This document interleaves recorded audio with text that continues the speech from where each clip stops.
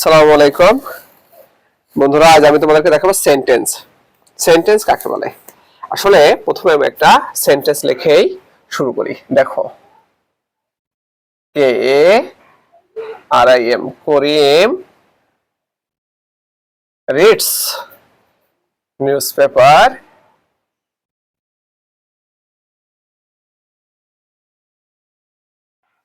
Newspaper everyday.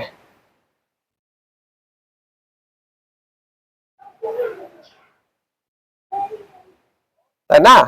তাহলে দেখো, এই করিমটা কি? এটা হলো সাবজেক্ট, তারপর হলো রিডস, এটা হলো ভার্ব। নিউজ এটা কি? অবজেক্ট। আর এভরিডে এটা কি? অ্যাডভার্ব। তাহলে তো সেন্টেন্স থেকে আমরা কি বুঝলাম? যে কতগুলো ওয়ার্ড যখন পাশাপাশি বসে মনের ভাব প্রকাশ করে তখন তাকে সেন্টেন্স বলে, তাই না? তার মানে দুই বা ততোধিক ওয়ার্ড, দুই বা ততোধিক শব্দ বা ওয়ার্ড, তাই না? শব্দ পাশাপাশি বসে মনের ভাব প্রকাশ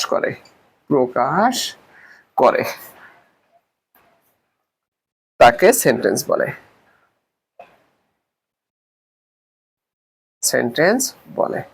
এখন দেখো, সেন্টেন্সের বৈশিষ্ট্য কিন্তু কিরকম। তার মানে এক নম্বর কথা হলো কি, সেন্টেন্স যদি হতে হয় এর বৈশিষ্ট্য কেমন হবে?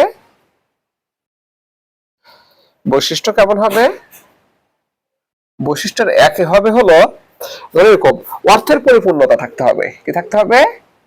অর্থের পরিপূর্ণতা। তারপর কি থাকতে হবে? তোমার শব্দ সমষ্টি। অর্থের পরিপূর্ণ থাকতে হবে কিন্তু আসলে শব্দ সমষ্টি। ঠিক আছে? তারপরে 3 নম্বরে কি থাকতে হবে বৈশিষ্ট্য? মানে যথাযথ শৃঙ্খলা। মানে শব্দ হলেই কিন্তু আবার হবে না, এর শৃঙ্খলা থাকতে হবে। সমষ্টি। ঠিক আছে? শব্দ সমষ্টি।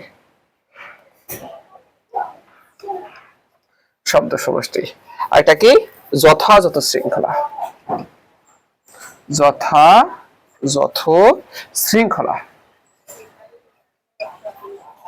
শৃঙ্খলা।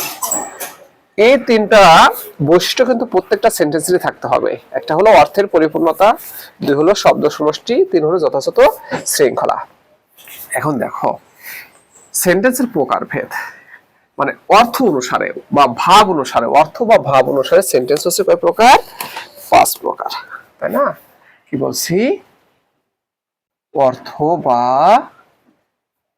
ভাব অনুসারে সেন্টেন্স কত? 5 প্রকার। কয় প্রকার? 5 প্রকার। ওকে ফ্রেন্ডস, এখন দেখো, আমি তোমাদেরকে প্রথমে 1 নম্বরে শেখাবো, দেখাবো হলো assertive sentence.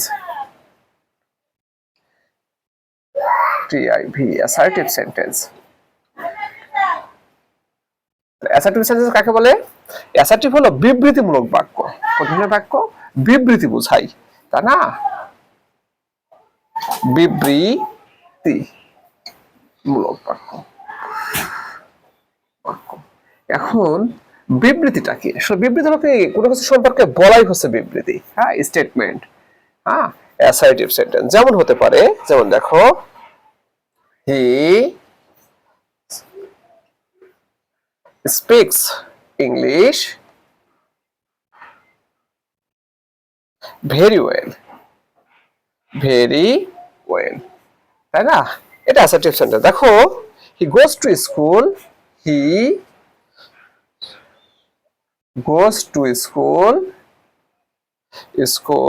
Every day. He goes to school every day. তারপর হতে পারে, I am a student. I am a student. I am a student. তারপর হতে পারে, you eat bread at night. You eat bread at night. Okay friends, সবই কি assertive sentence, তাই না, বিবৃতিমূলক বাক্য। তারপর হতে পারে যেমন দেখো, হতে পারে he plays football, he plays football in the afternoon. In the afternoon. He plays football in the afternoon. এগুলো হচ্ছে কি অ্যাসার্টিভ সেন্টেন্স অর্থাৎ বিবৃতিমূলক বাক্য। এবার আমি তোমাদেরকে 2 নম্বর দেখাবো। 2 নম্বর হচ্ছে ইন্টারোগেটিভ সেন্টেন্স। কোন ধরনের সেন্টেন্স? Interrogative sentence. দেখো তাহলে 2 নম্বর হলো, দেখো I N T O G A P I V, interrogative sentence. এটা হলো কি প্রশ্নবোধক বাক্য। প্রশ্নবোধক বাক্য। তাহলে প্রশ্নবোধক বাক্যটা কি? মানে প্রশ্ন করা হয়। হ্যাঁ, যে সমস্ত সেন্টেন্স দ্বারা প্রশ্ন করা হয় সেগুলো হচ্ছে প্রশ্নবোধক বাক্য। যেমন দেখো, তোমাকে আমি দেখাই, who came here last night. He came here last night মানে গত রাতে কে এসেছিল। তারপরে একটা দেখাই, where is your pen, where is your pen. তারপর দেখো, আর ইউ গোয়িং হিয়ার, তার মানে শেষে কিন্তু কোশ্চেন মার্কস বসবে, ঠিক আছে।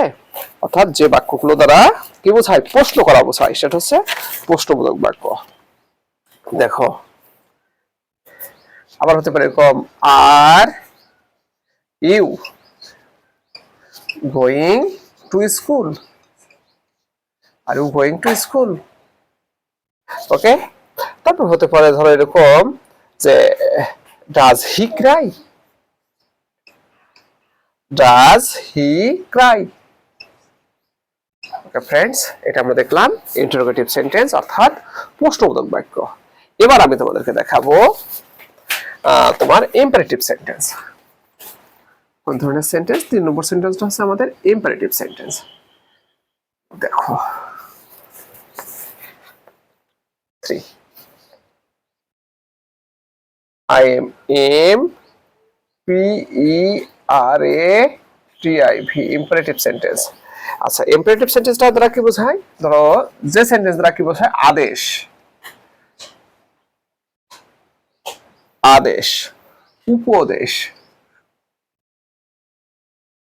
উপদেশ, আর কি বোঝায়, অনুরোধ বোঝায়, অনুরোধ, হ্যাঁ বোঝায়। আদেশ, উপদেশ, অনুরোধ বোঝায়। যেমন কি হতে পারে, দেখো স্টপ রাইটিং। দেখো ইন্টারোগেটিভ সেন্টেন্সের একটা বৈশিষ্ট্য হলো কি, ভার্ব দিয়ে শুরু হয় সব সময়, তাই না। তারপর হতে পারে এরকম, please go there, please go দেয়ার। তারপর দেখো, ডোন্ট ক্রাই, ডোন্ট ক্রাই। তারপর দেখো, রিড দ্য বুক,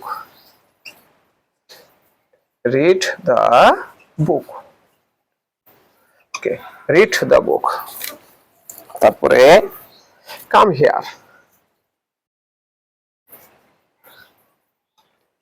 তাহলে কি, যে সেন্টেন্স দ্বারা আদেশ, উপদেশ বা অনুরোধ বোঝায় সেটা হচ্ছে তোমার ইম্পারেটিভ সেন্টেন্স। এবার আমি তোমাদেরকে দেখাবো 4 নম্বরটা অর্থাৎ অপটেটিভ সেন্টেন্স। দেখো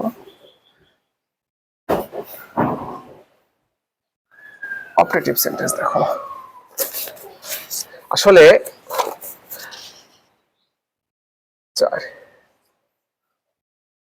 অপটেটিভ অপটেটিভ সেন্টেন্স, তাই না?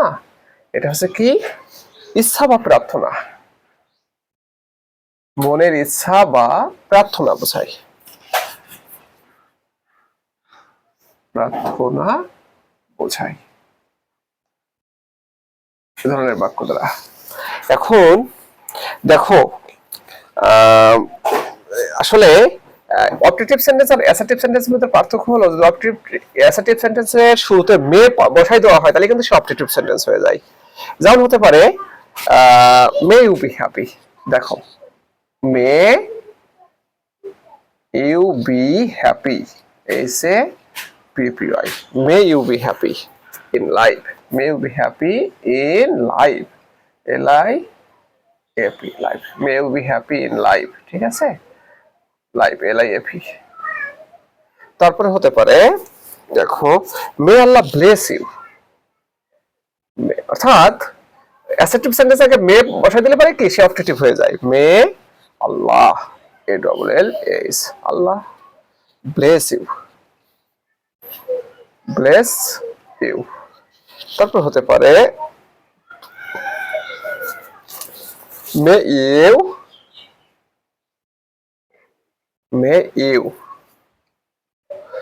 do well in the examination, EXAMINATION। তারপর হতে পারে দেখো লং লিভ আওয়ার প্রেসিডেন্ট বা লং লিভ বাংলাদেশ, ঠিক আছে, দেখো long LIV live Bangladesh, BANG বাং LLADSH। এগুলো কি হচ্ছে আমাদের অবজেক্টিভ সেন্টেন্স। আমরা সর্বশেষ দেখাবো হচ্ছে এক্সক্লেমেটরি সেন্টেন্স, 5 নম্বরটা দেখো, তোমাদেরকে দেখাবো সর্বশেষ 5 নম্বর হচ্ছে কি এক্সক্লেমেটরি সেন্টেন্স 5,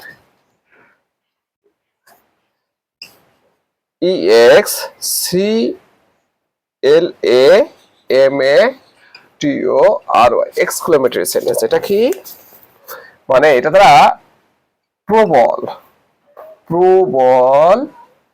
অনুভূতি, প্রবল অনুভূতি, আবেগ,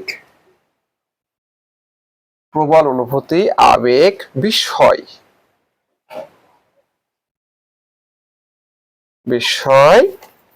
বোঝায়, ঠিক আছে। তবে সব ক্ষেত্রে আবার কি করতে হয় নোট অফ এক্সক্লেমেশন, তার মানে এই এক্সক্লেমেশন মার্ক দিয়ে প্রকাশ করতে হয়, ঠিক আছে সেন্টেন্সে। যেমন দেখো hurray, SURRS hurray, we have won the match, MATCH। এই দেখো তার মানে এক্সক্লেমেশন ওয়ার্ডের সাথে কি একটা এক্সক্লেমেশন যোগ করতে হয়, তাই না। তারপরে হোয়াট এ শেম মানে প্রবল অনুভূতি বা আবেগ বা বিস্ময়, ঠিক আছে, দেখো হোয়াট এ শেম, তাই না, কি লজ্জা, তাই তো। তারপরে দেখো Bravo,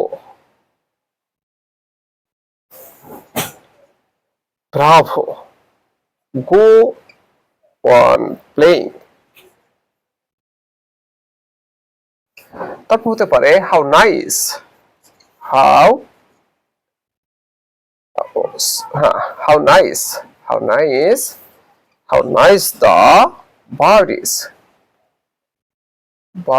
how nice the bird is, ওকে, দেখো এক্সক্লেমেশন। তারপরে what a beautiful flower, what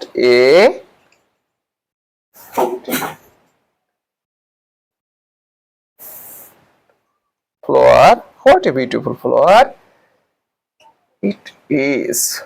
okay friends, এভাবে আমরা সেন্টেন্সের 5টি প্রকার কি আমরা বারবার চেষ্টা করব এবং এটা আত্মস্থ করার চেষ্টা করব। তো সবাইকে অসংখ্য ধন্যবাদ, খোদা হাফেজ।